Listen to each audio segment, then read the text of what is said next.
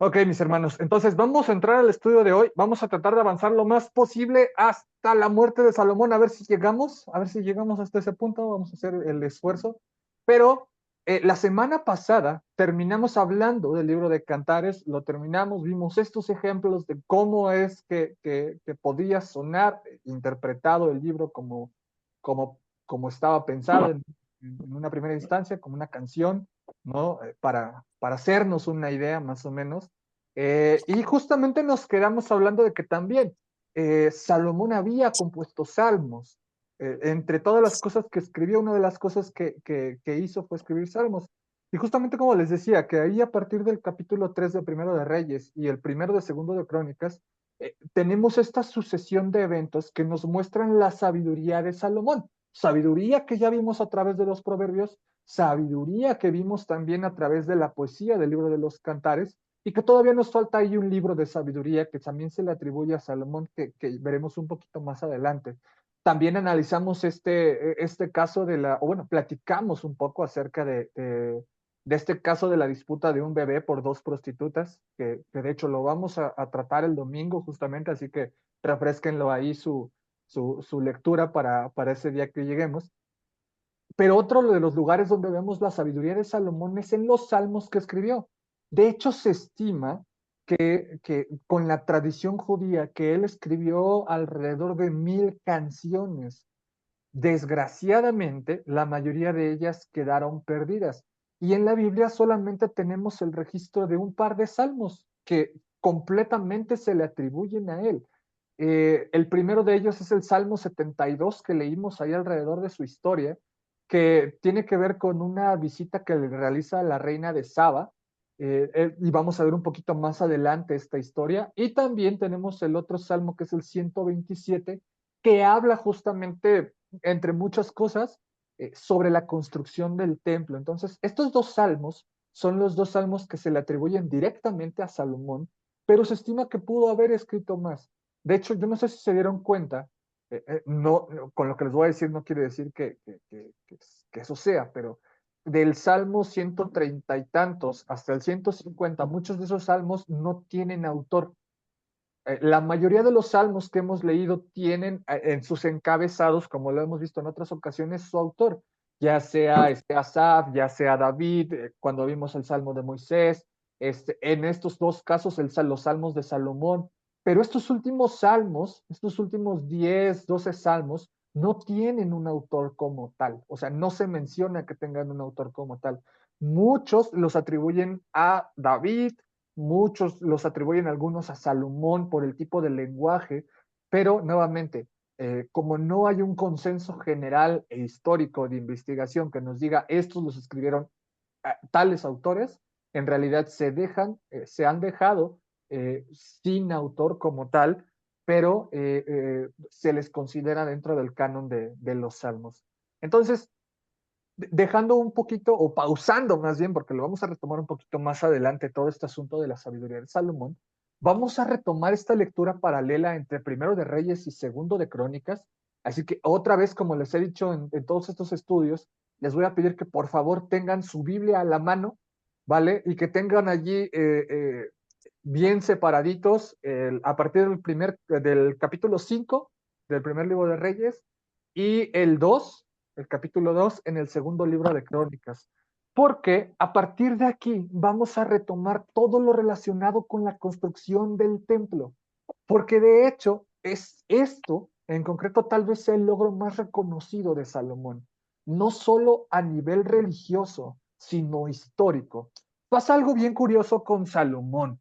Eh, es de los pocos personajes que ha costado a lo largo de la historia que aparezca en fuentes extrabíblicas. O sea, se han rescatado a lo largo de la historia muchas fuentes que sí hablan de David como rey, que sí hablan de Salomón como rey, pero en concreto el caso de Salomón es un caso muy particular, porque si bien nosotros lo tenemos como uno de los personajes bastante relevantes dentro de la historia bíblica, su nombre no aparece como tal en muchas fuentes o básicamente en fuentes extrabíblicas de la época. Entonces, Esto no quiere decir que sea un personaje que no existió o todo eso, sino que simplemente hasta este punto de la historia no tenemos fuentes de él como si los tenemos de otros personajes hablando de una manera arqueológica.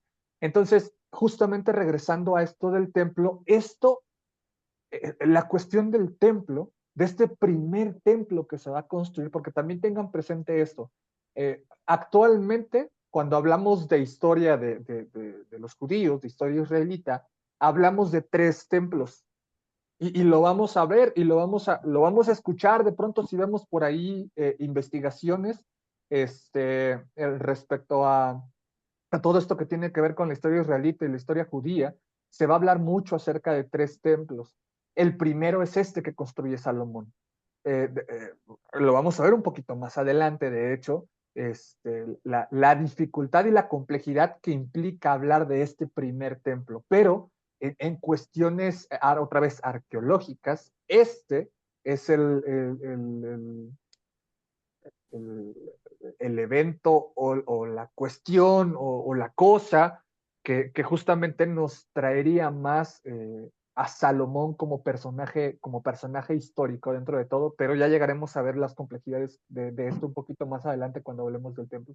Pero bueno, el templo, este templo, un lugar insuperable en belleza, al menos como nos lo narra la Biblia, porque es una cosa maravillosa la narración de la Biblia sobre la construcción del templo. Se va a convertir en un monumento nacional para los israelitas, se va a convertir en un monumento nacional para los judíos, para toda esta cultura que se está gestando aquí en estas tierras. Y va a simbolizar también una relación especial entre Dios e Israel. Esta estructura va a simbolizar eso y para los israelitas va a tener tanto, pero tanto apego, tanto simbolismo que vamos a ver a lo largo de la historia. En el momento en el que el templo ya no está, para los judíos es una acabose, básicamente. El registro de la construcción del templo comienza con un contrato entre Salomón y el rey Hiram, este rey de Tiro. Aquel, no sé si recuerdan, que cuando David ascendió al trono, le envió muchos regalos y que a través de estos regalos, estos dos reyes establecieron una alianza. Ahora, justamente Hiram, que es el rey de Tiro, es el rey de una nación que está creciendo tremendamente en este periodo histórico, que se les va a llamar después como los fenicios. Históricamente se les conoce como los fenicios, esta ciudad de Tiro. ¿Qué es lo relevante de esta ciudad? Lo vimos hace unas semanas también en el mapa. La ciudad de Tiro da al mar. Lo peculiar de la ciudad de Tiro es que da al mar. Entonces, gran parte del desarrollo que los fenicios van a tener es gracias a su actividad marítima, a su actividad comercial marítima. Va a ser un reino que va a tener, va a florecer tremendo en estas épocas y de hecho lo vamos a ver también un poquito más adelante con el desarrollo del alfabeto. Lo platicamos hace una semana, no sé si recuerdan cuando hablamos de las tablas de Moisés y en qué idioma pudieran haber sido escritas, ¿no? Y hablamos mucho de la manera en la cual podemos o se pudo haber tenido el registro de estos libros, en qué idiomas se escribieron. Lo hablamos justamente, no sé si lo recuerdan, ya tiene un poquito, ¿no? Pero cuando estábamos hablando de Deuteronomio, hablábamos de esto. ¿Qué idioma se escribió? Nosotros sabemos que la Biblia hebrea pues está escrita en hebreo y después se tradujo en griego y después se tradujo en latín y después todas las traducciones y ya los idiomas que pasaron. Pero ¿en qué idiomas se escribieron estos primeros libros? ¿En qué idiomas se escribieron las tablas? Todo esto es muy importante entenderlo porque ahorita vamos a llegar a este punto. Bueno, el registro de esto de Salomón, de la construcción del templo, comienza con esto, con esta relación que se nos establece otra vez, ahora de Salomón con el rey Hiram. Porque le envía el rey Hiram otra vez muchos regalos a Salomón. Salomón recibe estos materiales necesarios para la construcción y también recibe personas. Salomón le dice al rey Hiram, oye, bueno, tú tienes bastante gente, tienes bastante cosas, oye, ¿cómo ves si me mandas a alguien? Pues que sepa trabajar esos materiales que me estás mandando, porque aquí no son muy comunes, entonces no tengo tanta gente que los trabaje. Y entonces el rey Hiram dice, ok, vale, yo te mando a un personaje que se llama Hiram Abi, un hombre que la Biblia nos menciona que era sabio e inteligente y tenía la capacidad de trabajar metales, piedra, madera y textiles. O sea, el tipo era un artesano en toda la extensión de la palabra. El tipo era buenísimo para trabajar todos estos materiales. ¿Qué es lo que pide Hiram en cambio? Hiram básicamente pide comida, aceite y vino. Entonces, ok, yo te voy a mandar materiales preciosos, yo te voy a mandar maderas, yo te voy a mandar textiles, yo te voy a mandar piedras preciosas, tú mándame comida, mándame aceite y mándame vino. Entonces se establece una alianza, se establece una relación comercial y es así como parte del reino de Salomón también empieza a florecer. Algo importante a resaltar en este encuentro son las palabras de Irán. Y aquí les voy a pedir que vayamos y tengan ahí en ambos textos, primero de Reyes 5:7 y segundo de Crónicas 2 del 11 al 12, ¿vale? Primero de Reyes 5:7 y segundo de Crónicas 2 del 11 al 12. Primero de Reyes 5:7 dice lo siguiente. Cuando Hiram oyó el mensaje de Salomón, se alegró mucho y dijo, alabado sea hoy el Señor, porque le ha dado a David un hijo sabio para gobernar a esta gran nación. Solamente eso. Después ya empieza a hablar un poquito de otras cosas y después ya la narrativa cambia. Pero nada más ese versículo. Cuando Hiram oyó el mensaje de Salomón, se alegró mucho y dijo, alabado sea hoy el Señor, porque le ha dado a David un hijo sabio para gobernar a esta gran nación. Y segundo de Crónicas 2, 11 y 12 nos narran las mismas palabras de Hiram, pero con cosas extras. Y dice así, en respuesta, Hiram, rey de Tiro, envió a Salomón la siguiente carta. El Señor te ha hecho rey de su pueblo porque te ama. Alabado sea el Señor Dios de Israel, que hizo el cielo y la tierra, porque ha dado al rey David un hijo sabio, dotado de sabiduría e inteligencia, el cual construirá un templo para el Señor y un palacio real para él mismo. Entonces, aquí, de manera muy rápido, tenemos una diferencia en ambos textos. Segundo de Crónicas nos amplía un poquito más las palabras del rey Hiram. Primero de Reyes es muy concreto, segundo de Crónicas nos amplía las palabras que está diciendo el rey Hiram. Así, de pregunta directa. Hermana Fabiola, ¿usted por qué cree que existe esa diferencia?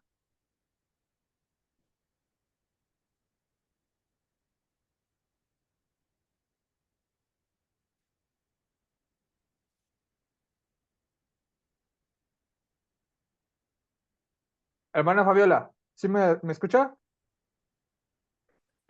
¿Cuál es la pregunta, perdón? ¿Por No se qué es la preocupe.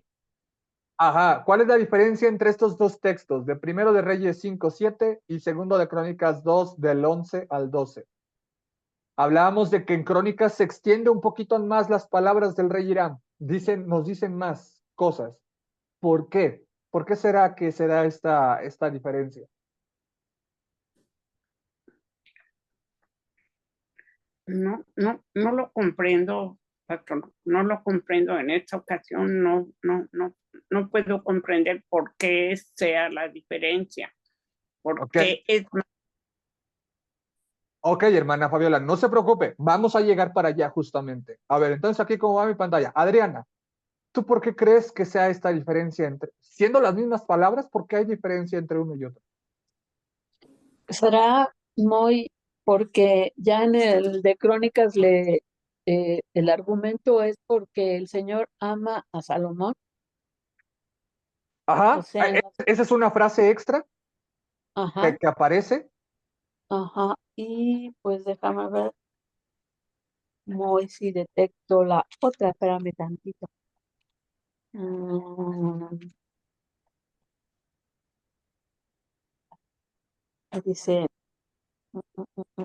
el Señor te ha hecho un rey de su pueblo porque te ama. Alabado sea el Señor, Dios de Israel, que hizo el cielo y la tierra, y porque le ha dado un rey a David. Hijo sabio, donde la sabiduría e inteligencia, el cual construirá un palacio real pues no sé si también sea porque lo admira, bueno, porque Hiram dice que además alabado sea porque es hijo de David y porque le ha dado la sabiduría para construir un templo de esa magnitud. No sé si esa sea la otra. Sí, sí. A ver, voy a tratar de explicar un poquito más mi pregunta para entenderla, para que la Ok, entendamos todos. La diferencia ok, existe. En Segundo de ajá, Crónicas se expande un poquito más la respuesta del rey de Tiro, de Irán. ajá, Mi pregunta sí. es, ¿por qué creen que en Crónicas nos dicen más palabras que en Reyes? Ya lo hemos platicado en otros temas, justamente de esta diferencia entre Reyes y Crónicas o Crónicas y Samuel en su momento, cuando estábamos leyendo Crónicas y Samuel a la par. ¿Por qué creen que existe esta diferencia? ¿Por qué crees que en Crónicas el texto está más desarrollado que en Reyes? Bueno, a ver si es por esto, porque a lo mejor ya Crónicas narra digamos, como que ya el hecho, ¿no? Como que ya, por eso creo yo, porque se extiende un poco más. Bueno, no sé si soy clara para mencionarlo. Es decir, en Reyes sí hay un relato de hechos, pero a lo mejor la crónica tiene más detalla más, pues, Ajá, la pregunta es ¿por ¿verdad? qué? Exacto, sí, ya dimos en el tema. La pregunta es ¿por qué? ¿Por qué creen que detalla más? ¿Por qué creen que Crónicas detalla más que Reyes? Porque, por Porque a lo ejemplo, mejor, cuando tú y yo contamos una historia, tú la cuentas con muchísimo detalle, muchísimo. Y yo no, yo soy más específica tal vez a veces. Entonces es lo mismo, hay personas que cuentan la historia más resumida y otros que la cuentan con lujo de detalle, puede ser eso. podría Porque ser tiene que ver con también, la narrativa. ¿Ok? perdón, podría ser porque evidentemente ya Crónicas está narrando un hecho histórico, como dice Ujú. Olguita, ya tiene más detalle, porque además se escribió pues ya en otro momento y a otras personas, no sé. Ok, Muy, ya estamos añadiendo más a esta respuesta, hermana Mabe, y después, hermano José Luis. porque yo cuando leo la Biblia y cuentan, narran una historia, por ejemplo, Salomón, David, Crónicas, y viene y dice, véase en el libro de Reyes. O sea, como que todas las historias están resumidas en el libro de Reyes. ¿No será eso, que Reyes tiene un resumen de todos los libros? Eh, eh, No sé. no necesariamente un resumen, sí, Crónicas y Reyes, de hecho, a la par, no sé si se han dado cuenta, lo vamos a ver todavía más en esta etapa posterior a Salomón, lo vamos a ver un poquito más, que tiene que ver con que se van complementando uno con el otro, pero ya estamos llegando a ese punto, ya estamos llegando, porque ya lo hablamos, recuerden que ya habíamos hablado esa parte, nada más es aterrizarlo para comprender bien estas lecturas paralelas que estamos haciendo, porque nos vamos a encontrar con muchos ejemplos de esto donde de pronto Reyes cuenta cosas que Crónicas no cuenta y Crónicas cuenta cosas que Reyes no cuenta. Ya estamos llegando ahí. Hermano José Luis. Sí, yo pienso que tiene algo que ver. Cronos significa tiempos. Entonces, Crónicas es como que lo está detallando en cómo van ocurriendo las cosas. Es más escueto en Reyes. Es una historia más, menos detallada, más amplia y menos detallada. Crónicas te menciona, siento que detalla más las cosas precisamente o busca mostrarte la situación que está ubicada. Más o menos por ahí. Crónicas no tanto tiene que ver con esta cuestión de Cronos, no es una cuestión etimológica, es una cuestión simple y sencillamente de narrativa. El libro de Crónicas cuenta las crónicas de los reyes, de algunas historias, pero no es una cuestión etimológica que tenga que ver con Cronos y el griego y todas estas cuestiones. Pero ya nos vamos acercando. Vamos para allá para no quedarnos tanto, porque otra vez, vamos a ver estas diferencias mucho a lo largo de esta lectura paralela. ¿Se acuerdan para quién estaba escrito el libro de Reyes y para quién estaba escrito el libro de Crónicas? ¿Recuerdan cuando los empezamos a ver? Cuando empezamos a estudiar los libros, dijimos que el libro de Reyes muy probablemente lo compilaron entre varios autores. No es como tal que tenga un solo autor, sino que podía tener varios autores. Se le atribuía en algunos casos principalmente a Jeremías en un periodo posterior, ya después del exilio y todo eso, pero estaba tratando de hablar en concreto de cosas muy, muy, muy concretas. Y hablamos que el libro de Crónicas también era por ahí una compilación, pero es más que nada una recopilación de hechos históricos que también se le atribuyen mucho a autores posteriores al exilio, pero en concreto tiene que ver a quién va dirigido y cuál es el propósito de ese libro. El libro de Crónicas va dirigido a los israelitas que van regresando del exilio. Recordemos eso. El libro está destinado a todos estos que están regresando del exilio para animarlos a construir el templo, a reconstruir el templo que había sido destruido por Nabucodonosor. Que vamos a llegar a esa historia un poquito más adelante. Entonces, Crónicas lo que nos está narrando es, oye, en este momento de la historia en concreto, en estos dos textos, el Señor te ha hecho rey, a Salomón te ha hecho rey de su pueblo porque te ama. Eso no lo dice Reyes. Entonces, que la gente escuche que ese templo fue construido porque el Señor amaba a Salomón, es un punto clave para quien lo está leyendo en ese momento sepa que los que van a trabajar en la reconstrucción del templo tiene que ver con, oye, el Señor hizo esto porque amaba a Salomón. En verdad amaba a Salomón. Entonces el autor de Crónicas está recordándole a los que están regresando y a los que van a reconstruir el templo de decirle, oye, esto Dios lo hizo porque amaba a Salomón. Los está animando a que trabajen en eso. Y después dice, alabado sea el Señor, Dios de Israel, que hizo el cielo y la tierra, lo que dice un poquito, más bien, lo que dice Reyes, pero le añade, Dios de Israel, que hizo el cielo y la tierra, porque ha dado el rey David un hijo sabio, eso lo dice Reyes también, pero también añade Crónicas, dotado de sabiduría e inteligencia, la cual construirá un templo para el Señor. Eso es un ánimo para la gente. Para la gente que va a leer Crónicas es un ánimo para decir, sí, vamos a reconstruir este templo. Vamos a hacerlo. Crónicas está enfocado otra vez a este grupo de personas que están regresando del exilio y que van a reconstruir el templo.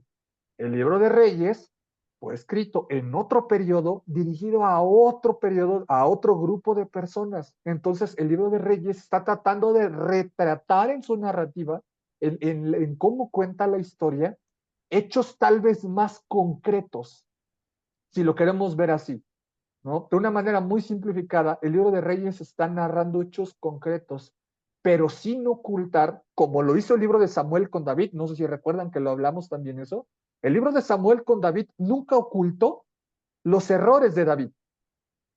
El libro de Samuel nos dijo quién era David con toda la extensión de la palabra. Y Crónicas no es que quisiera ocultar la vida de David, sino que esa no era su intención. Sí marcó algunos errores de David, pero justamente nos decía, ok, se centraba en las cosas buenas de David. ¿Por qué? Porque vamos a reconstruir el templo, vamos a restablecer la relación con Dios, vamos a restablecer la adoración con Dios. Entonces hay que centrarnos en las cosas buenas. Pero tanto Samuel como Reyes están queriéndonos contar la historia más concreta, qué es lo que sí pasó, qué es lo que en verdad pasó, con todos sus matices. Entonces nos está dejando un registro histórico más extenso, si lo queremos ver así, pero a la vez más condensado. Quiere abarcar más cosas y a la vez al querer abarcar más cosas, tiene que condensar ciertas cuestiones. Entonces, ¿qué es lo importante de las palabras? Para el autor de Reyes, ¿qué es lo importante de estas palabras? Que el Señor le dio a David un hijo sabio para gobernar. Esas fueron las palabras de Hiram. Como también fueron las palabras de Hiram en la recopilación de los autores de Crónicas, el Señor te ha hecho rey de su pueblo porque te ama. Recordemos que Crónicas abarcó todavía más fuentes que las que abarcó Reyes. Entonces, el autor de Crónicas está resaltando estas palabras en concreto. Entonces, tengamos eso presente porque vamos a ir un poquito más adelante a hablar respecto a esto, porque justamente así comienzan las obras de construcción del templo y designan a gente, tanto del pueblo como extranjeros, para comenzar a trabajar en esta obra. Y hay algo que nos resalta el libro de Reyes, otra vez, algo que nos resalta el libro de Reyes que no nos resalta Crónicas, por ejemplo, porque primero de Reyes 5, 13 y 14. Quiero que todos vayan allá. Primero de Reyes 5, 13 y 14 dice lo siguiente. El rey Salomón impuso trabajo forzado y reclutó a 30,000 obreros de todo Israel. Los envió al Líbano en relevos de 10,000 al mes, de modo que pasaban un mes en el Líbano y 2 meses en su casa. La supervisión del trabajo forzado estaba a cargo de Adonirán. Ahora, hermana Mabe, ¿usted qué resaltaría de estos dos versículos que acabo de leer?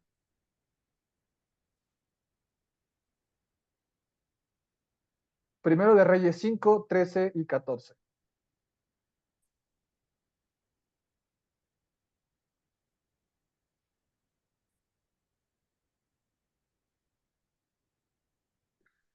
Bueno, en lo que está la hermana Mabe, ¿quién más tengo por aquí? Arge, ¿qué resaltarías tú de estos dos versículos? Ay, ¿Qué palabras resaltarías tú? Así que te salten hacia la mente para cuando lees estos dos versículos. mm, pues ahorita los escuché, eh, pero en realidad no los he leído, no. No te preocupes, de lo que yo leí ahorita, ¿Será de esos, trabajo forzado? ¿Que impuso trabajo forzado? ok, ¿eso resaltaría Sí. usted, hermana Mabe? Sí, Ok, el rey Salomón impuso el trabajo forzado y ok, perfectísimo. ¿Alguien más le resaltan algunas otras palabras de estos dos textos, Arge? ¿Podría repetírmelo, pastor? Claro que sí, dice así, Sí. el rey Salomón impuso trabajo forzado y reclutó Ujú. 30,000 obreros de todo Israel. Los envió al Líbano en relevos de 10,000 al mes, de modo que pasaban un mes en el Líbano y 2 meses en su casa. La supervisión del trabajo forzado estaba a cargo de Adonirán. Ok. Bueno, pues yo creo que aquí lo que se resalta es que yo considero que es el hecho de que estaban fuera, trabajaban un tiempo, regresaban y me imagino que lo que hacían en esos trabajos forzados, pues ya cuando regresaban del Líbano, ¿sí? Me imagino que traían más conocimientos, pues es lo que yo puedo imaginar, ¿no? Que tenían más conocimientos. Perfectísimo, gracias. Gracias. Con eso hay dos situaciones que justamente a esas dos palabras quería llegar. Primero, la cuestión del trabajo forzado y la cuestión de que se iban un mes y se iban a descansar 2 meses. Tengan esas dos situaciones ahí, porque esto quiero resaltarlo por dos motivos. El primero tiene que ver con la palabra trabajo forzado, que se traduce aquí en la NBI y en varias traducciones actuales como justamente trabajo forzado. Algunas traducciones más antiguas más bien otras traducciones utilizan una palabra que es leva. No sé si alguna vez lo leyeron o quien lo está leyendo en la Reina Valera o quien lo está leyendo en otra traducción y que alguna vez hayan visto esta palabra, dice justamente la palabra leva, que básicamente es un reclutamiento. Lo que estaba haciendo Salomón es reclutar gente. Pero la palabra leva en concreto tiene un contexto que significa reclutar gente para el servicio militar. Ese es el contexto de la palabra leva. Esta es una idea más común para nuestra época. ¿Por qué? Porque en México estamos acostumbrados a que los jóvenes a los 18 años tienen que ir y cumplir con un servicio militar obligatorio. Hay quienes sí tienen que ir al servicio, hay quienes les salen la bola blanca que no lo tienen que ir a hacer, pero es un trámite, entre comillas, obligatorio para todos. ¿no? Para al menos para todos los hombres y para las mujeres aquellas que decidan hacerlo, ¿no? Esta idea de cuestión forzada o de cuestión obligada viene por esta palabra leva, que en hebreo se los quiero poner porque se me hizo bien chistosa la palabra.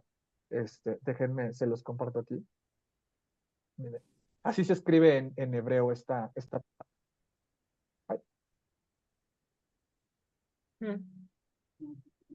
de aquí. Que básicamente, si la queremos decir, se dice más. Esta palabra de aquí, así en la manera de hablarla, de decirla, es más. ¿Qué significa o qué implica esta palabra como tal? Implica un... Ay, perdón, tantito. Ok, ya. Implica un impuesto en forma de trabajo forzado. Esta palabra que es traducida como leva o trabajo forzado implica un impuesto en forma de trabajo forzado. La palabra en hebreo así se dice, más. Entonces, lo que los israelitas estaban haciendo para construir el templo sí era una obligación por parte del rey. No era preguntarles si querían hacerlo o no, tenían que trabajar por esto. Y uno puede llegar a pensar que esto es un abuso de parte de Salomón. Sin embargo, recuerden el texto que vimos cuando iniciamos esta parte de la historia de Salomón como rey, que decía que el pueblo, todo el pueblo, estaba de acuerdo con lo que Salomón decía. Todo el pueblo estaba de acuerdo con lo que Salomón acordaba. Por eso, a pesar de que en el estricto caso legal de que esto era un trabajo forzado, en realidad la gente deseaba hacerlo. Todos ellos querían participar de la construcción del templo. Todos los que tuvieran la oportunidad querían participar en la construcción del templo. Y esto me lleva al segundo punto, justamente esta segunda frase que nos resultaba también Arge, que Salomón sabía que no podía tener esclavos como sus trabajadores. Por eso, con esta imposición de trabajo, también ordena que a todos ellos, todas aquellas personas que iban a trabajar, lo iban a hacer por un mes continuo y después iban a descansar 2 meses. Este es un modelo de trabajo bastante interesante para la época, porque era, voy, trabajo un mes, voy allá, voy a estar trabajando un mes, voy a regresar y voy a descansar 2 meses completos. Y después voy a regresar a trabajar otro mes y voy a regresar con mi familia a trabajar, a descansar, perdón, 2 meses completos. Entonces, ese modelo de trabajo va a seguir durante el periodo de Israel como monarquía. Desgraciadamente vamos a llegar allá al punto donde este modelo se va a corromper y va a traer muchos problemas, de hecho, al hijo de Salomón durante su reinado. Pero aquí nada más como pregunta, si quieren, que no me respondan, pero nada más piénsenla. ¿A ustedes les gustaría trabajar así? ¿Les gustaría un trabajo donde tuvieran que irse a trabajar 2 meses? No, o sea, no necesariamente trabajo físico, ¿no? Pero el trabajo que ustedes estaban haciendo, así, te vas a ir, te vas a trabajar un mes completito, sin descansos, un mes seguidito. Ya después te regresas y trabajas 2 meses. Descansas, perdón, 2 meses. Entonces, así sería el modelo así sería ese modelo de trabajo. No estoy diciendo que sea bien, no estoy diciendo que esté mal, simplemente imagínense ese modelo de trabajo en la actualidad. Josh, no sé si vas a decir algo. Sí, pero es que hiciste la pregunta si nos gustaría. Y digo que si es obligatorio, sí, pero si no fuese obligado, pues obviamente no. Ok. Si ustedes encontraran por ahí a quienes están buscando trabajo en algún momento o cuando estaban buscando trabajo y que una de las condiciones de ese trabajo se imaginan que fuera, ok, vas a venir a trabajar a la oficina, pero aquí en la oficina te vas a quedar un mes entero, así, aquí vas a dormir, aquí vas a desayunar, aquí te vamos a dar todo lo que necesites. Aquí te vas a tener, no te vas a tener que transportar a ningún lado, aquí te vas a quedar un mes, eso sí, no vas a poder salir y ya después te vas a descansar 2 meses seguiditos y al otro mes vienes a trabajar. ¿Les Hermano gusta? justo. Hermano Moy, eso hacen en las plataformas en Pemex, así trabajan. Se Sí. van un mes y después tienen 2 meses de descanso. Sí. Eso en jornadas así de muchos días. Pero también, por ejemplo, en los hospitales se llama También. jornada acumulada y se trabajan 24 horas y se descansan 6 días, ¿no? Entonces nada más se trabaja el puro domingo y los días festivos y todos los demás días se descansan. Entonces a eso se llama jornada acumulada. O sea, no, Sí, ese tipo no de hay. modelos, por ejemplo, funciona mucho con los policías. Los famosísimos 48-24, 24 por 24, 48 por 48, eso es de que te vas a trabajar los 48, 2 días seguidos, y ya después te regresas 2 días a tu casa. Te vas a trabajar otros 2 días seguidos y te regresas otros 2 días a tu casa. Es un modelo, no estoy diciendo que esté ni muy bien ni mal, es un modelo de trabajo. Hermano José Luis.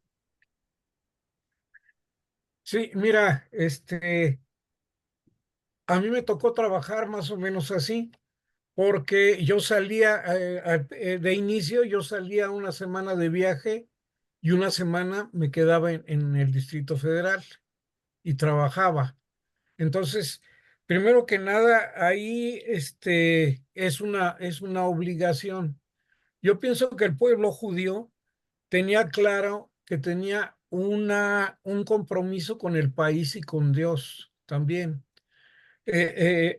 Salomón apelaba a ese nacionalismo, a ese apego a sus creencias y de alguna manera los animaba.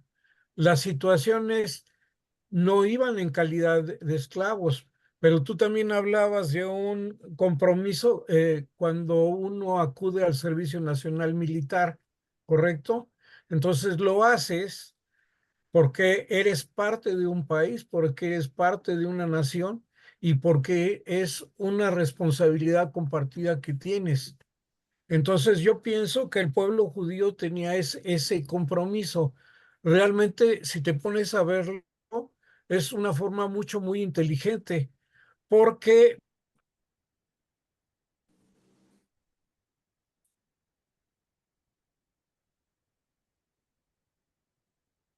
Ok, creo que el hermano José Luis ahí se nos quedó pegado. Ahorita a ver si regresa su internet. Este, pero justamente eso, o sea, es un modelo de trabajo, es un modelo que se implementó en ese momento, que tenía sus pros, tenía sus contras, existía, ¿no? Existió. En algunos aspectos sigue existiendo. ¿No? Entonces, nada más para tenerlo como en cuenta como comentario. Porque justamente esto nos va a dar paso ahora sí a la construcción del templo, la cual, según la narrativa, nos dice que inició en el año 480 después que los hijos de Israel salieran de Egipto. En, la otra parte de la narrativa en Crónicas nos dice que inició en el mes segundo, 2 días del cuarto año del reinado de Salomón. Ahora, en términos cristianos sencillos, esta fecha es el año 967 antes de Cristo, según la tasación que hemos estado manejando desde el principio, que es la fecha tardía. ¿Vale? Recuerden que hay dos maneras de hablar sobre las fechas respecto al Antiguo Testamento en concreto, no tanto el Nuevo, sino el Antiguo Testamento, que es la fecha tardía y la fecha nueva, la fecha más, la fecha nueva, se le llama así. me quedé sin internet. Sí, no se preocupe, hermano José Luis, por ahí, de todos modos ya la avanzamos. Entonces, seguimos con la fecha tardía porque es, uno, la más usada, dos, es la más aceptada, al menos de manera académica. Y bueno, quiero mostrarles justamente una línea del tiempo. Les había prometido esta línea del tiempo desde hace mucho, ya tenía rato que no veíamos una línea del tiempo, por cierto, entonces se las quiero mostrar nada más para que nos vayamos ubicando en esto de las fechas y vayamos viendo un poquito más o menos cómo es que se fueron desarrollando los eventos. Entonces, no sé si recuerdan que vimos esta línea del tiempo cuando hablamos de la historia de Moisés, justamente, y otra vez basándonos en la fecha tardía, hablábamos que el nacimiento de Moisés fue cerca del 1527 antes de Cristo, alrededor de 278 años después de que murió José. tenemos esto de que de toda esta historia de Moisés hasta el momento donde se levanta el tabernáculo, ahí en el 1445 a.C. Tenemos los eventos del libro de Levítico en este mismo año. De ahí nos saltamos un poquito más adelante. La última vez que vimos, nos quedamos de hecho en esta diapositiva, por aquí del cuarto punto, que hablábamos de las ofrendas, de la celebración de la Pascua, el primer censo de los israelitas, ahí en el libro de Números, hablando del año 1445 a.C., y que justamente ese año comenzaba el viaje que emprendieron los hebreos israelitas para pasar los 40 años en el desierto. Tenemos que Moisés golpea la piedra y son castigados ya en el último año del recorrido que estaban pasando ahí en el desierto. Esto nos lo dice en Números 21, cuando los israelitas llegaron al desierto de Sin en el mes primero, que si bien no nos especifica de qué año, se estima que ya es el último año. Este mes primero es el último año que los israelitas van a pasar en el desierto, previo a su viaje hacia Moab, que también ya lo vimos en los otros estudios. Y los eventos del libro de Deuteronomio, toda esta recopilación que hace Moisés ya estando en esta última etapa, suceden en el año 1406, ¿no? Incluida la muerte de Moisés allá en el monte y el cambio de mando que se le da a Josué. Entonces, eso fue la parte del éxodo israelita que estuvimos viendo. Y de ahí nos saltamos a esta línea del tiempo de la monarquía. Nos estamos saltando ahorita por cuestión de tiempo la parte de la conquista que analizamos y que vimos en todo el libro de Josué y parte del libro de Jueces, el inicio del libro de los Jueces. Y tenemos que cerca del año 1380 hasta el 1043 antes de Cristo están los relatos de los jueces, todo este periodo que aparece en el libro de los jueces y que está incluido el libro de Ruth. Este libro que al inicio, no sé si recuerdan cuando lo estudiamos, nos dice que el libro de Ruth se sitúa dentro de los eventos del periodo de los jueces. Incluso este mismo periodo de los jueces, al menos el final del periodo de los jueces, estamos incluyendo al menos parte de la vida de Samuel, porque recuerden que Samuel es considerado el último juez de Israel. Ahora, nada más para que nos ubiquemos en cuanto a fechas de estos periodos históricos, entre el 1380 y el 1043 es periodo de los jueces. Se estima que en el 1200 antes de Cristo iniciaron las construcciones de lo que ahora conocemos como la ciudad de Teotihuacán. Entonces, nada más para que se den una idea de la temporalidad que estamos viendo en cuanto a los registros históricos de la Biblia y lo que estaba pasando de este lado del mundo. Y por ejemplo, en el 1194, históricamente se considera que, o al menos de una manera mitológica, que fue la guerra de Troya, ¿no? Según esta mitología griega. Entonces, para que vayamos ubicando hechos históricos alrededor del mundo respecto a lo que estamos viendo de la Biblia, porque de ahí nos saltamos a la vida de Samuel como juez, este profeta, sacerdote, que hizo tantas cosas al inicio y que con él empezamos este periodo de la monarquía, no porque él haya sido rey, sino porque él fue también un gobernante previo a que Saúl fuera elegido. Entonces, la vida de Samuel está alrededor del 1104 hasta el 1028 aproximadamente. Debido a que la Biblia no marca fechas concretas en la vida de Samuel, las estimaciones son con cálculos aproximados en relación a otras fechas que estuvieron sucediendo. Por ejemplo, cuando Saúl fue elegido, cuando David estaba vivo todavía, cuando David asciende. Entonces, con base en algunos cálculos es que se estiman esas fechas. Y también para que lo tengamos ahí presente, que era lo que estaba pasando mientras Samuel estaba vivo. Bueno, inicia la Edad Oscura en este periodo histórico con los griegos, con la antigua Grecia como tal. Y entre ese periodo de tiempo, entre el 1200 y el 900 antes de Cristo, que vamos a llegar un poquito más adelante, es cuando empieza a florecer la cultura olmeca, aquí en lo conocido como Mesoamérica. Esta cultura que nos dejó monumentos históricos como las cabezas olmecas ahí en Tabasco y en toda esta región del norte de Chiapas y el sur de Veracruz. Entonces, esta que es una de las culturas consideradas más antiguas de Mesoamérica, de hecho. De ahí nos saltamos a las fechas cuando Saúl es elegido rey, que es más o menos en el 1043 antes de Cristo, según la historia que vemos en 1 Samuel 10, del 17 al 25, y su reinado dura hasta el 11 antes de Cristo, cuando muere junto a su hijo Jonatán. Esta historia narrada en el primer libro de Samuel 31, del 1 al 10, que es lo que vimos. Ahora, ¿qué pasa en ese periodo cuando Saúl es rey? La ciudad de Troya cae.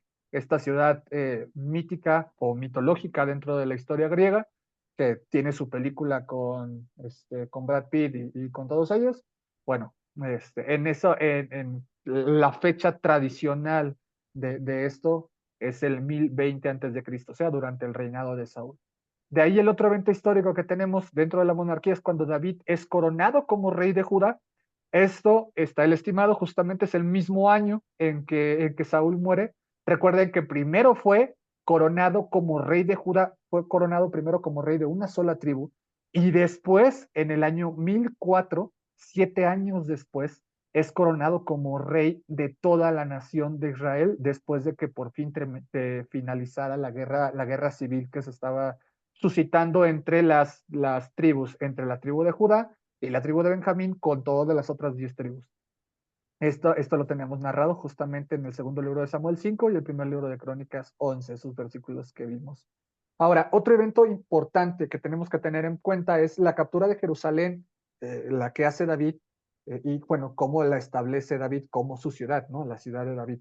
¿Qué está pasando aquí? Esto se estima que fue también en este año 1004 cuando es coronado como rey de todo Israel, porque toma esta ciudad de los jebuseos. No sé si recuerdan esos videos que vimos respecto a este momento histórico, cuando llega a esta ciudad, le dicen, lo reciben con algunos cojos y con algunos mancos en la ciudad, diciéndole que nunca jamás va a poder tomar la ciudad, y entonces manda un reto David y dice quién va a hacerlo, y se mete por un canal y toda esa historia que vimos en algunos videos. ¿Qué está pasando en este momento histórico? Bueno, inicia la cultura zapoteca en Mesoamérica.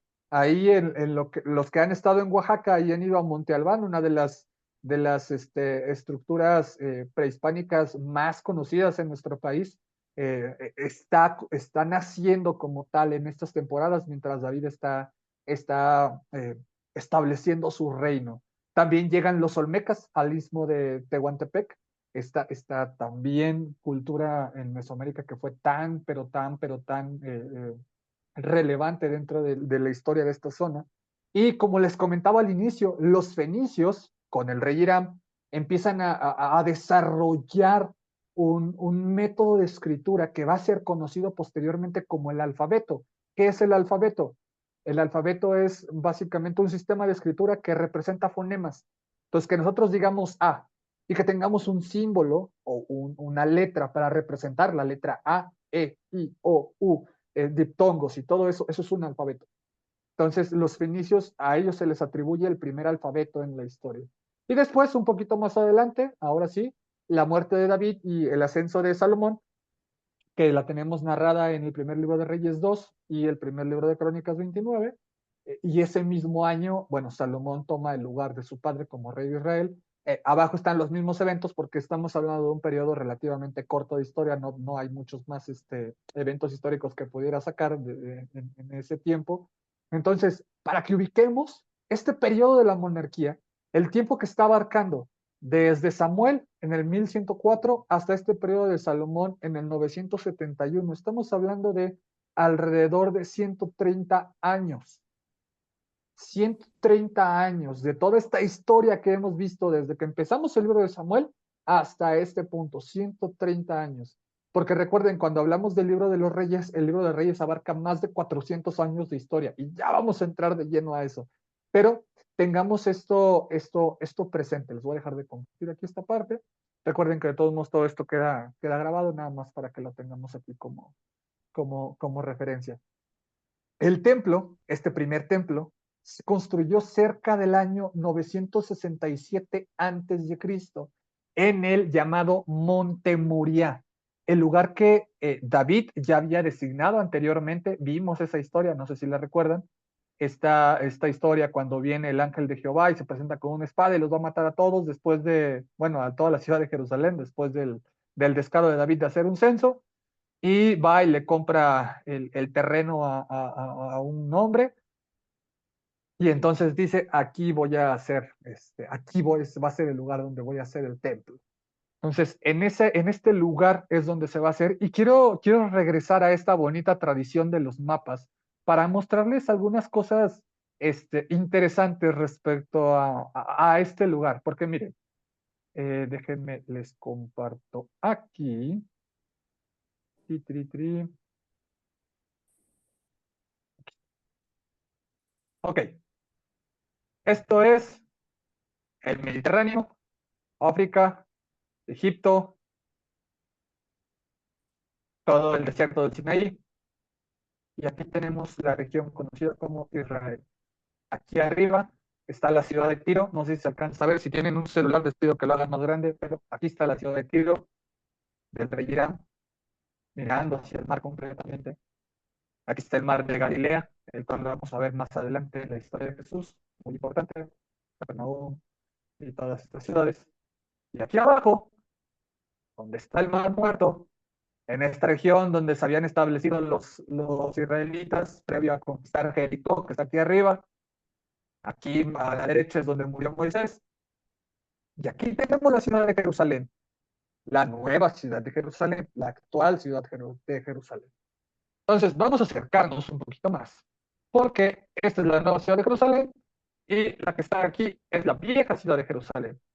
Para los que han tenido la oportunidad de visitar, de viajar o de ir por allá, ubicarán que este es el barrio viejo, el barrio antiguo. ¿Y qué hay aquí? ¿Alguna vez han escuchado hablar, ubiquen esta zona nada más? ¿Han escuchado hablar del famosísimo Muro de los Lamentos? De esta tradición católica, judía, israelita. Ok. El Muro de los Lamentos es relevante porque es el muro poniente de lo que fue el segundo templo. Una de las expansiones que hizo Herodes el Grande. Ese templo también fue destruido en el año 70 y tantos, ahí por los romanos, que fue quemado. Y uno de los muros que quedaba hacia afuera queda visible, de hecho, allí, y es el conocido Muro de los Lamentos. Pero, ¿qué pasa con toda esta cuestión, histórica? Miren, voy a irme para acá, se los voy a mostrar otra vez. Ok, estamos aquí. Este cuadro que ustedes ven aquí grandote, donde se ve este punto amarillo aquí en el centro, toda esta estructura ahora se le conoce como la plaza de ¡ay, se me fue el nombre! Ahorita me llega, perdón. Es una plaza, básica, ¿no? Está así construida porque esto era lo que abarcaba la estructura del templo, o lo que se le conocía como la estructura del templo. Este lugar ahorita está peleado completamente entre musulmanes, judíos, la nación israelita como nación, cristianos, católicos. Está peleado todo este lugar y básicamente nadie puede hacer nada sobre este lugar. Entonces es un terreno bastante complicado de acercarse, de entrar, de pasar. O sea, es un lugar turístico, la gente sí puede entrar, pero por ejemplo, los judíos no pueden entrar aquí a orar, pero los musulmanes tampoco pueden entrar a orar de una manera. O sea, es un terreno que está en pleito porque históricamente este es el espacio donde se supone que se ubicó el templo de Salomón. Posteriormente se ubicó el segundo templo y después de todo eso, ahorita lo que hay aquí en este lugar es un domo, se le llama el domo de la roca, que es este espacio amarillo que vemos aquí. ¿Por qué es importante esto? ¿Por qué es importante este lugar que lo conozcamos? Si esto era el templo, aquí a la derecha tenemos el famosísimo Monte de los Olivos. Todo esto que ven aquí como naranjita y verde y todo esto es el Monte de los Olivos. De hecho, aquí, me voy a acercar un poquito más para acá. Este cuadrito de aquí que alcanzan a ver, este es el conocido como el huerto del Getsemaní. Tradicionalmente este es el huerto del Getsemaní, ahí donde Jesús llegó a orar y hizo 2 años. Ahora, regresando a esta parte de aquí, ¿por qué es relevante? Aquí es donde se ubicó el templo de Salomón. De manera histórica, aquí es donde se ubicó el templo de Salomón. Pero quiero que vayamos a ver por qué hay.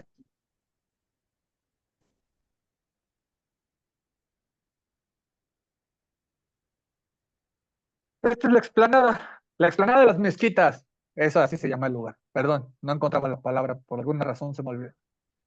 Y este es el Domo de la Piedra. Si alguna vez han ido aquí al Parque Morisco, que está en San Cosme, o si han ido a Chignahuapan, se encontrarán con que el kiosco es muy parecido a esta estructura que vemos aquí. Este pequeño kiosco que vemos aquí. Esta estructura grandota, pues claramente es esa misma, pero muchísimo más grande. Déjenme, me alejo un poquito y me voy así para aquí.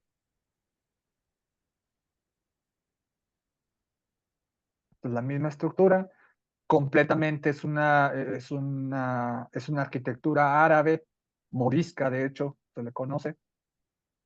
¿Qué guarda este lugar o por qué es tan relevante? Les digo, es un lugar turístico, la gente puede acceder, pero no se puede hacer ningún evento desde ninguna perspectiva, nada religioso aquí adentro. Pero ¿qué hay aquí adentro? ¿Qué hay adentro de este domo grandote donde se supone que debería de estar el templo o pues al menos algo respecto al templo o al antiguo templo de David, al templo de Salomón, perdón? ¿Qué hay aquí adentro? Quiero enseñarles una foto. Me voy a parar.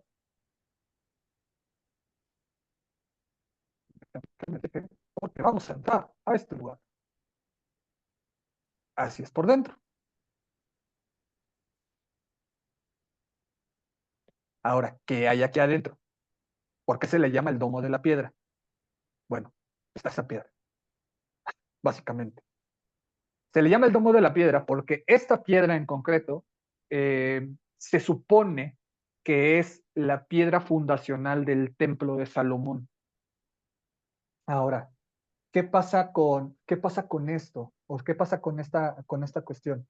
De manera histórica, nadie puede hacer trabajos de excavación en este lugar, por lo cual no hay una manera en la cual se pueda, como lo vimos en el otro lugar, ¿se acuerdan cuando vimos las excavaciones en lo que era la ciudad de David y que entramos en el túnel y todo ese recorrido? Bueno, aquí no se puede hacer por el pleito que hay entre las religiones. Entonces nadie puede excavar y lo único que hay es esta piedra. Aquí se supone que se ubicaba el lugar santísimo. Justo encima de esta piedra, en el templo, se ubicaba el lugar santísimo del templo que ahorita vamos a ver. Recuerden que el tabernáculo tenía un espacio que era el lugar santísimo donde se hacían los sacrificios una vez al año, los sacrificios por los pecados. Entonces, ¿por qué es tan relevante este espacio, este lugar? ¿Por qué tiene una estructura de este tipo? Porque era conocido como el lugar santísimo. Déjenme ver si me puedo mover para acá. Si me deja moverme, no me deja moverme. Déjenme salgo y voy a intentar entrar otra vez. Aquí se ve más bonito. Esta es la construcción, otra vez, como les digo, completamente de una arquitectura principalmente musulmana.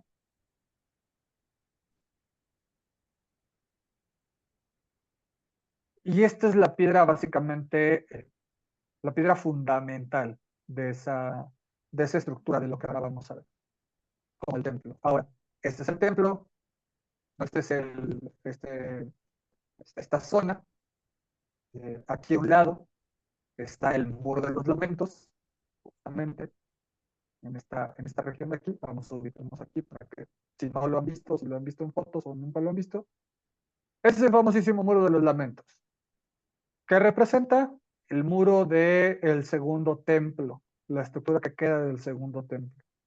Hay un recorrido bien padre que vamos a hacer cuando lleguemos ahí, que entras por aquí y entras a toda la base, por fuera claramente de esa estructura, entras por toda la base y puedes ver parte de los cimientos de ese muro. Entras por aquí, pero ya lo veremos después. Nada más quiero que lo tengan presente. Y aquí adelantito, aquí a un ladito más bien. Ay, ¿dónde estoy? Aquí está el templo judío. No sé si alcanzan a ver que está aquí escrito. Gracias, Marianita. Aquí se le está tratando muy, muy bien. Ya. Entonces, ¿por qué es importante que veamos esto de los mapas? quiero que nos ubiquemos y que visualicemos justamente, al menos de manera tradicional, dónde es que se pensaba eso. Porque vayan a su Biblia, Primero de Reyes 6, del 11 al 13. Quiero que tengamos una idea más clara de esto, porque la construcción del templo empieza con una promesa, que es lo que dice Primero de Reyes 6, del 11 al 13. Dice así: la palabra del Señor vino a Salomón y le dio este mensaje: ya que estás construyendo este templo, quiero decirte que si andas según mis estatutos y obedeces mis leyes y todos mis mandamientos, yo cumpliré por medio de ti la promesa que hice a tu padre David. Entonces viviré entre los israelitas y no abandonaré a mi pueblo Israel. La construcción del templo inicia con esta promesa. Y quiero que tengas bien presente estos versículos. Es más, si puedes, subráyalos, tenlos ahí, anótalos, porque más adelante nos van a ser bien útiles para comprender la historia de los israelitas. En concreto, si puedes separar las tres partes de la promesa de Dios, va a ser todavía mejor. Primero, ¿cuál es la primera parte de la promesa? Dios va a cumplir la promesa que le hizo a David. 2, Dios va a vivir entre los israelitas. 3, Dios no va a abandonar a Israel. Esas son las tres partes de la promesa que Dios hace a Salomón. ¿Qué es lo que tiene que hacer Salomón? Cumplir su parte, seguir los estatutos de Dios, obedecer sus leyes y todos los mandamientos. Así, ahora sí, por fin, entramos a la construcción completa del templo, descrita de manera paralela en ambos libros. La forma detallada de la descripción del templo recuerda la que acompañó a la construcción del tabernáculo en el desierto, cuando leímos esos fragmentos. De hecho, las dos estructuras son bastante similares en diseño, aunque en el templo se añadieron claramente múltiples habitaciones, un gran pórtico. Pero para hacernos una idea de la construcción, otra vez quiero mostrarte un video. ¿Se acuerdan de cómo vimos el video de la construcción del tabernáculo? Vamos a ver un video de cómo es que, con base en las descripciones que tenemos aquí en la Biblia, cómo fue la construcción de este templo. Ahora, déjenme lo abro.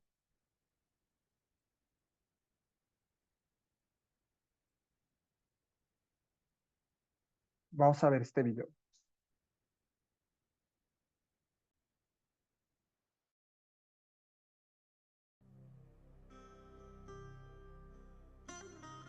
Y aconteció que en el año 480, después que los hijos de Israel salieron de Egipto, el cuarto año del reinado de Salomón sobre Israel, comenzó él a edificar la casa de Jehová.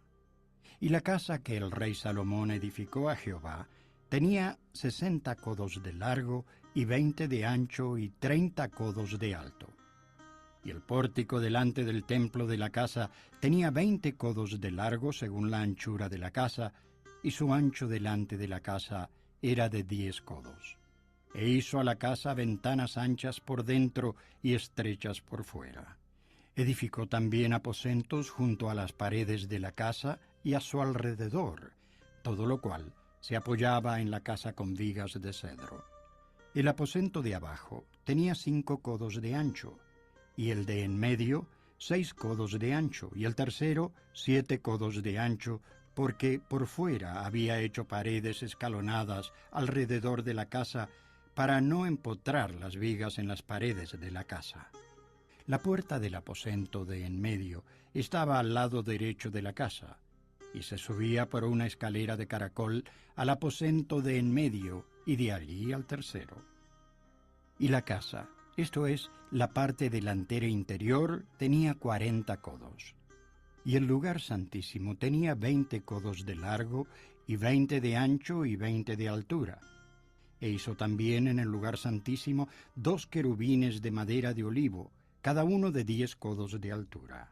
Y puso los querubines en medio del lugar santísimo, los cuales tenían extendidas sus alas, de modo que el ala de uno tocaba una pared, y el ala del otro querubín tocaba la otra pared, y las otras 2 alas se tocaban la una a la otra en medio de la casa.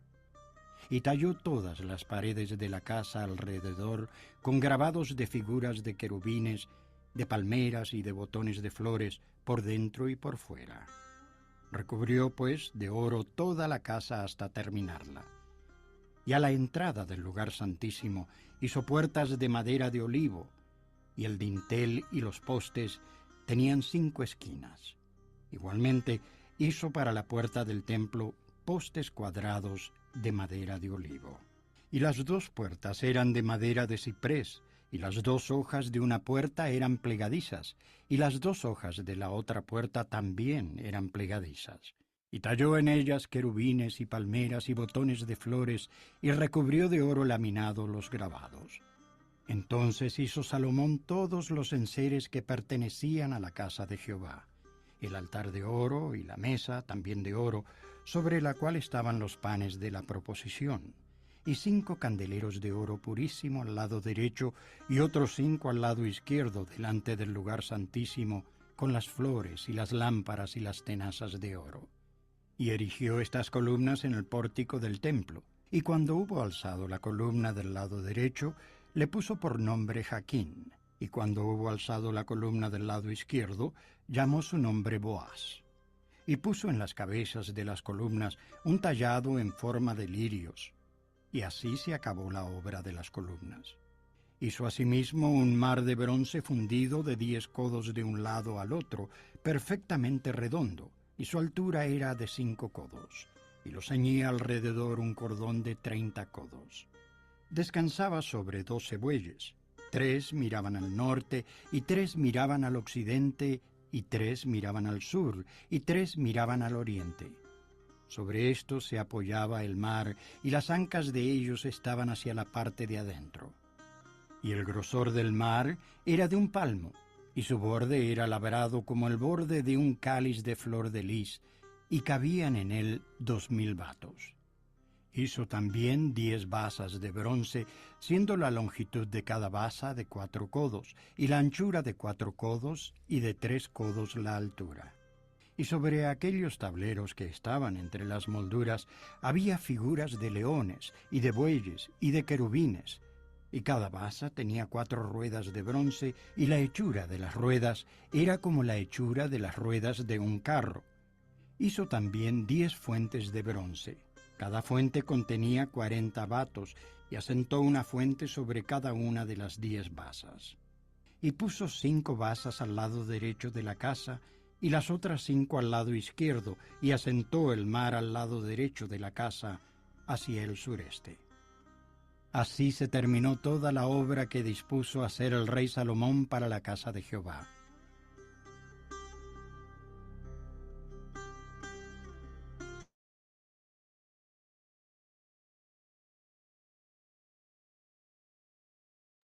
Ok, este es un video que está en español completamente, pero antes de que nos vayamos, quiero mostrarles otro video de igual, una renderización digital este, que me gusta más, es un poquito más detallada. Esta no está narrada, ahorita ya con lo que escuchamos, con lo que ya leímos, les voy a pedir que tengamos esa imaginación para ir recordando qué es lo que nos iba describiendo aquí mismo.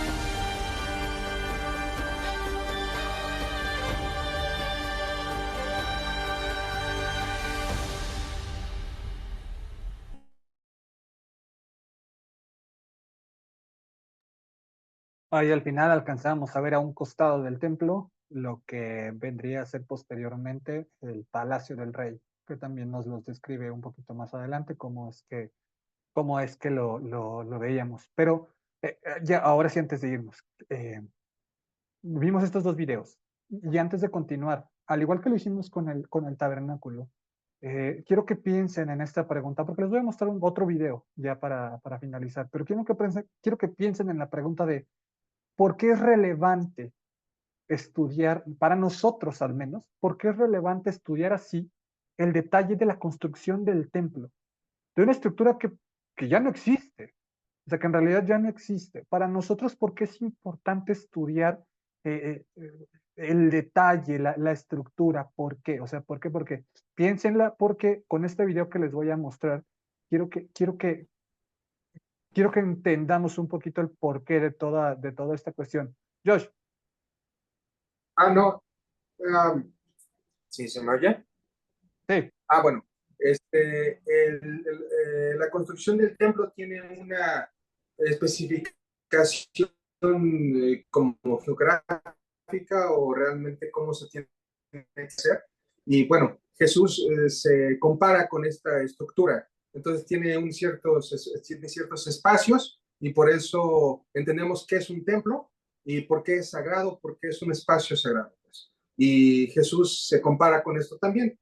Como cristiano, pues eso es importante, supongo, pero también como creyente de Dios, pues es importante para saber cuáles son los espacios que Dios toma en estos espacios, ¿no? ¿Cómo los divide? ¿Es correcto? Claro. Justamente vamos para allá para extender justamente esta parte de la respuesta.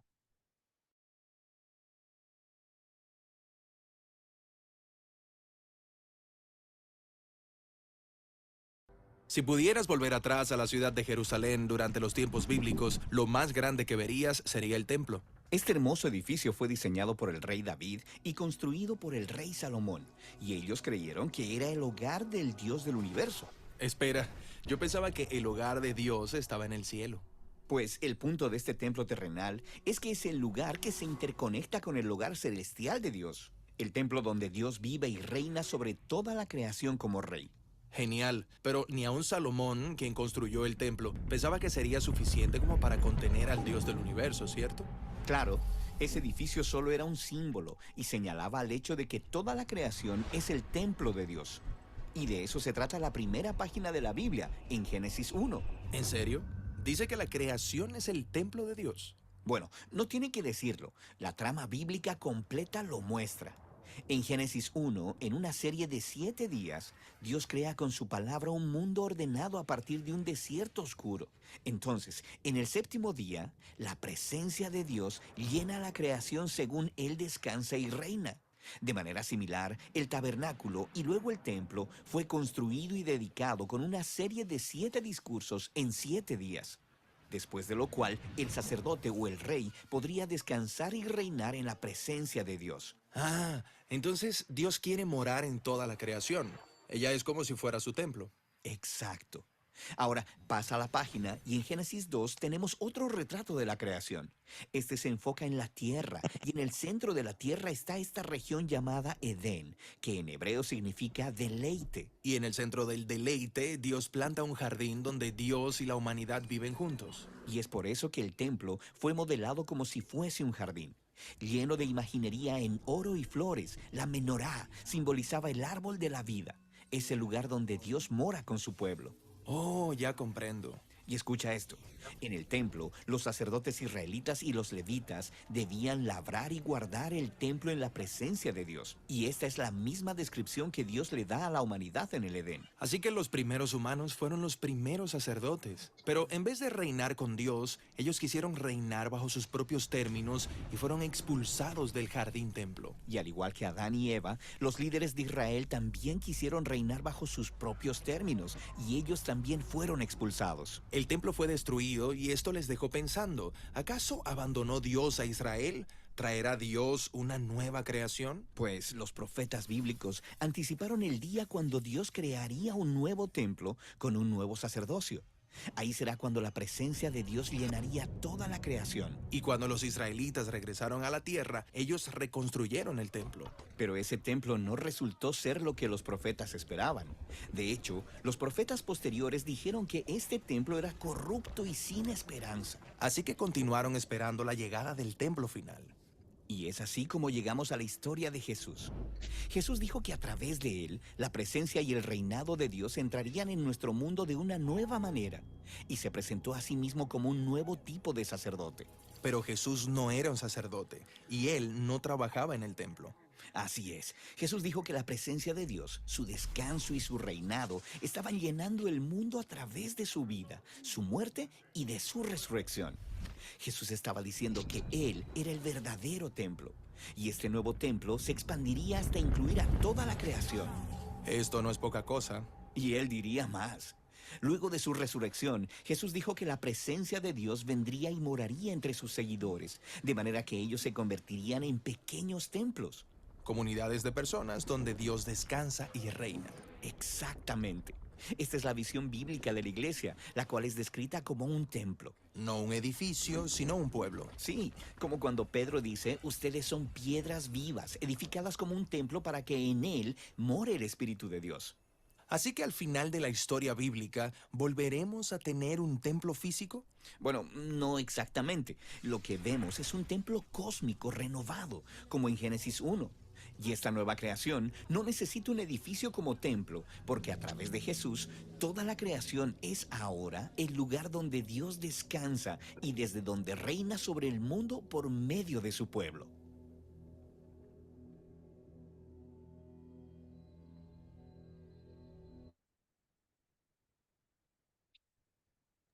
Quiero cerrar con esto, hermanos, ya para irnos, aquí aquí le vamos a parar, pero quiero cerrar con esta parte para que nos quedemos pensando y nos quedemos reflexionando mucho respecto a esta cuestión, porque la próxima semana vamos a abrir con esta parte.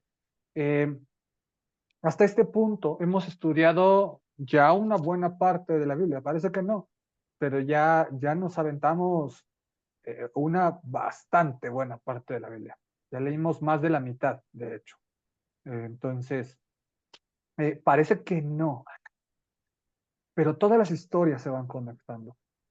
Y es muy importante que entendamos eso, que si bien nosotros lo hemos hablado, lo hablamos de hecho el domingo, somos una iglesia neotestamentaria que basamos nuestra fe, nuestro desarrollo, todo en las enseñanzas del Nuevo Testamento. Lo que vemos y lo que estudiamos en el Antiguo Testamento nos sirve como un contexto histórico para todo lo que estamos aprendiendo, pero también todo esto se va entrelazando. Justamente todo esto se va entrelazando desde el primer día, desde el día 1 que empezamos a leer la Biblia, hasta este punto que estamos hablando del templo, cuando pasamos por el tabernáculo, cuando lleguemos a todo este desarrollo con el exilio, con el segundo templo, cuando lleguemos a la historia de Jesús, cuando lleguemos a las cartas y cuando lleguemos a la esperanza futura. Todo esto lo vamos conectando. Y si quiero que tengamos todos bien presente esto, justamente, porque no es que veamos cosas aisladas, no es que nada más veamos la historia de acá o la historia de allá. Estamos viendo todo este proceso de cómo toda la Biblia se va conectando en un punto, en Jesús.